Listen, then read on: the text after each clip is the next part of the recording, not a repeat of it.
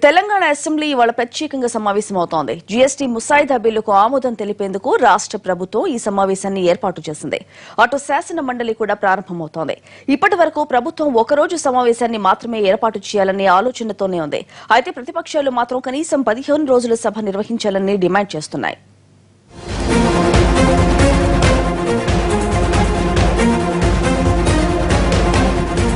Telangana assembly ఉదయం 11 గంటలకు ప్రారంభమవుతుంది.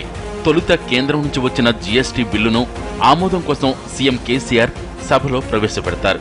మండలిలో deputy CM Kadiyam Srihari bill ప్రవేశపెట్టనున్నారు. జీఎస్టీ బిల్లుపై చర్చించి ఆ తర్వాత ఆమోదముద్ర వేయనుంది శాసనసభ. మధ్యాహ్నం బీఏసీ సమావేశాన్ని నిర్వహించనున్నారు. సభను ఎన్ని రోజులు నిర్వహించాలి అన్న విషయంపై చర్చిస్తారు. ప్రభుత్వం ఒకే రోజుతో ముగించాలనుకుంటోంది. వీలుంటే వినాయక నిమజ్జనం తరువాత తిరిగి సమావేశాన్ని ప్రారంభిద్దామనే ఆలోచనతో ఉంది.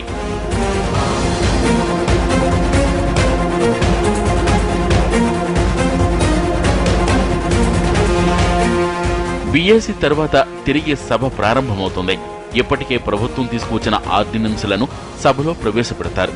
సైబరాబాద్ కమిషనరేట్ విభజన, దేవాలయ కమిటీల్లో సభ్యుల సంఖ్య పెంపు, వ్యాట్పై ఆర్డినెన్సులను సభ ముందుంచనుంది ప్రభుత్వం.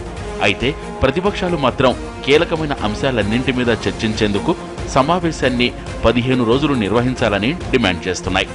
కనీసము 15 రోజుల పాటు నిర్వహించాలనేది భారతీయ జనతా పార్టీ డిమాండు.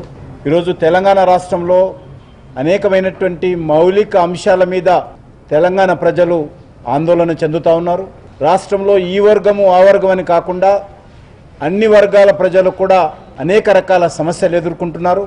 అటు ప్రధాన ప్రతిపక్షం కాంగ్రెస్ ఎల్పీ సమావేశంలో అసెంబ్లీ సమావేశాల్లో అనుసరించాల్సిన వ్యూహాన్ని చర్చించింది.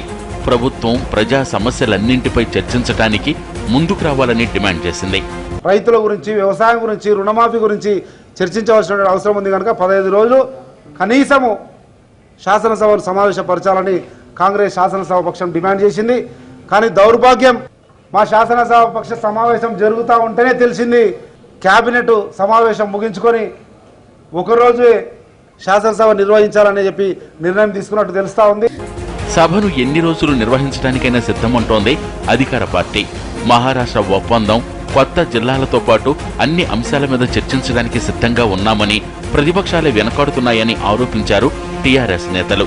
మొత్తం మీద సభను ఎన్ని రోజులు నిర్వహించాలన్న దానిపై బీఏసీలో ప్రతిపక్షాల డిమాండ్ను బట్టి ప్రభుత్వం నిర్ణయం తీసుకునే అవకాశం ఉంది.